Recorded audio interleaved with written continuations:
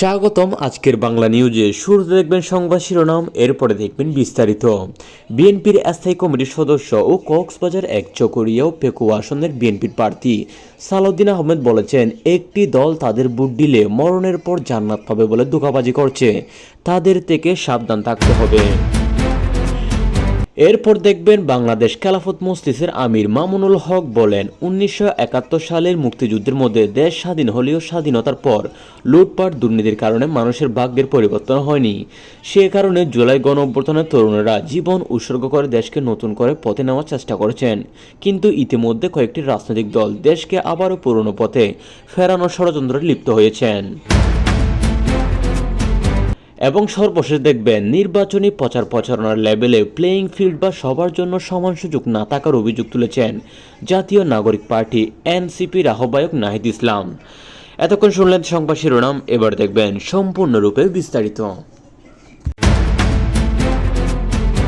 বিএনপির স্থায়ী কমিটির সদস্য ও কক্সবাজার এক চকরিয়া পেকুয়া আসনের বিএনপি প্রার্থী সালাউদ্দিন আহমেদ বলেছেন, একটি দল তাদের ভোট দিলে মরণের পর জান্নাত পাবে বলে ধোঁকাবাজি করছে, তাদের থেকে সাবধান থাকতে হবে। আজ বুধবার দুপুরে কক্সবাজার চকরিয়া উপজেলার সাহারবিল বিএমএস উচ্চ বিদ্যালয় মাঠে নির্বাচনী পথসভার এক মন্তব্য করেন তিনি। সালাউদ্দিন আহমেদ বলেন, বিএনপি এমন একটি বাংলাদেশ বিনির্মাণ করবে যে বাংলাদেশ আর কোনো মানুষ গুম হবে না। জনগণের বিপুল সমর্থন, জাতীয় ঐক্য সৃষ্টির মধ্য দিয়ে বিএনপির এমন একটি সরকার পরিচালনা করবে যে সরকারের মালিক হবে জনগণ। আগামী 12 ফেব্রুয়ারির নির্বাচনের মধ্য দিয়ে জনগণ তাদের রাষ্ট্র মালিকানা ফেরত পাবে। আপনার ভোট আপনি দিবেন, যাকে খুশি তাকে দেবেন, আপনার পছন্দের প্রার্থীকে দেবেন এবং গণতন্ত্রকে শক্তিশালী করবেন। আগামী জাতীয় সংসদ নির্বাচনে ধানের শীষ ভূমিধস বিজয় হবে।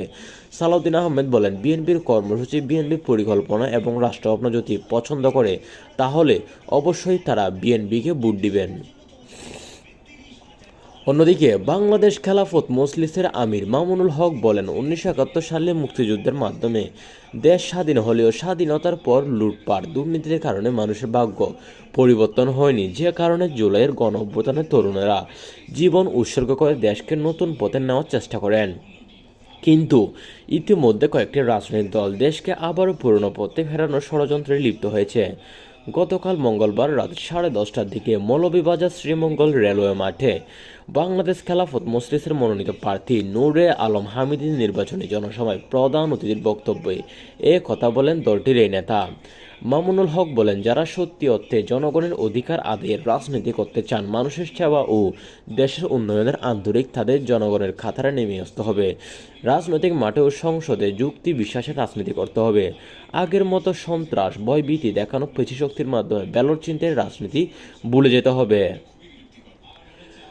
সর্বশেষ নির্বাচনী প্রচার প্রচারণার লেভেলে প্লেয়িং ফিল্ড বা সবার জন্য সমান সুযোগ না থাকার অভিযোগ তুলেছেন জাতীয় নাগরিক পার্টির এনসিপির আহ্বায়ক নাহিদ ইসলাম। নাহিদ ইসলাম বলেছেন, যখন একজন প্রার্থীকে আক্রমণ করা হয়, হেনস্থা করা হয় বা তার সমর্থক কর্মীদের বাধা দেওয়া হয়, প্রশাসনিক কোনো ধরনের ব্যবস্থা নেয় না, তখন এটাকে লেভেল প্লেয়িং ফিল্ড বলতে পারি না। আজ বুধবার বিকেলে রাজধানীর বাড্ডা এলাকায় নির্বাচনী প্রচার শেষে সাংবাদিকদের এ কথা বলেন নাহিদ ইসলাম। পরে তিনি স্থানীয়দের সঙ্গে গণসংযোগ করেন এবং শাপলাকলি প্রতীকে বুট ও গণভোটের পক্ষে সমর্থন চান। গতকাল মঙ্গলবারের পর থেকে নির্বাচনের পরিবেশ বিঘ্ন ঘটেছে উল্লেখ করেন নাহিদ বললেন, সারা দেশে 11 দলীয় জোটের নারী কর্মীদের হেনস্থা ও আক্রমণ করা হয়েছে। বিশেষ করে এনসিপির দুই প্রার্থী ঢাকা 18 ও ঢাকা 8 আসনের প্রার্থীকে হেনস্থা করা হয়েছে, আক্রমণ করা হয়েছে।